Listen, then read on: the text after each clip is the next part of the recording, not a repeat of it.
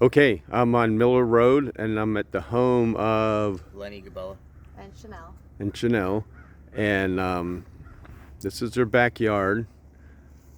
Has it ever had this much water in it? Never. You've been here since when? 2016.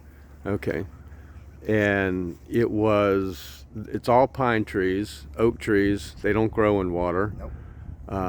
This started after the storm. We had some water in the back, and then about a day after the storm, it went about 5 feet, and then by the third day, it was up to the house. from Milton. Yep. What about Ian and Nicole? Nothing. No water. This is all Milton. Yeah. Okay. This is all Milton. You can see how close it is to the house. I've got pictures of the other side. If it wasn't for sandbags, it would be in the house.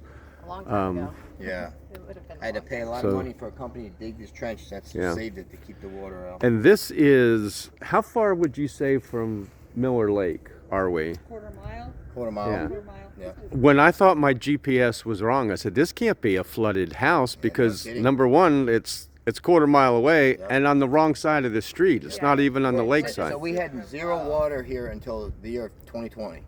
That's when water started flowing, and I noticed water started going more into Miller Lake, and we would rise with Miller Lake. So if that got more water, we'd get a little water back there, but never like this. And we would go down with Miller Lake. So if that went down, we'd lose the water and it'd be dry.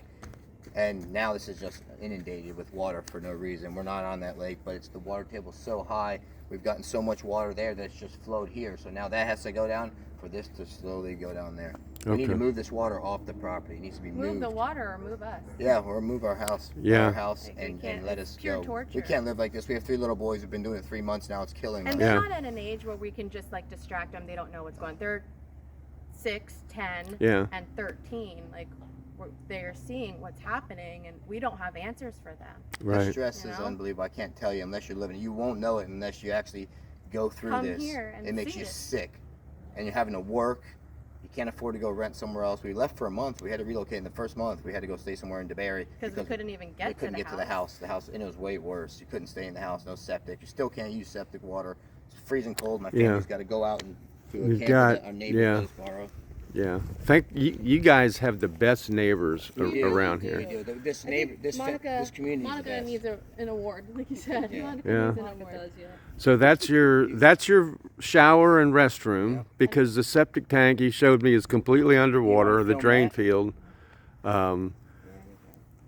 Let's walk around there real quick, and then I just want people to get a feel for how you're living. You had to leave for Christmas. Yeah, we left for Christmas.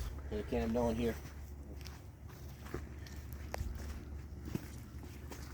This was all water kept coming up. Yeah, I could tell that was undermined Still, with. Look at this muck. Still water. Yeah, the whole front yard is still squishy, This is but all the drain field. This was all water. Slowly, the septic tank's completely under. they dug trenches around their home to try and save it. He spent thousands and thousands of dollars just trying to save his home. That's our septic right there. This is the septic. Which way does the drain field go? There. That's the drain field, completely saturated. Out of all this saturated, yeah. I have videos I can show you when it's pumped. It's like Niagara Falls coming back in, flowing back in. Yeah.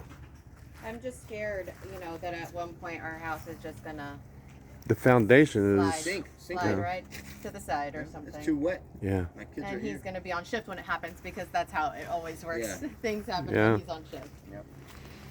All right. You need help.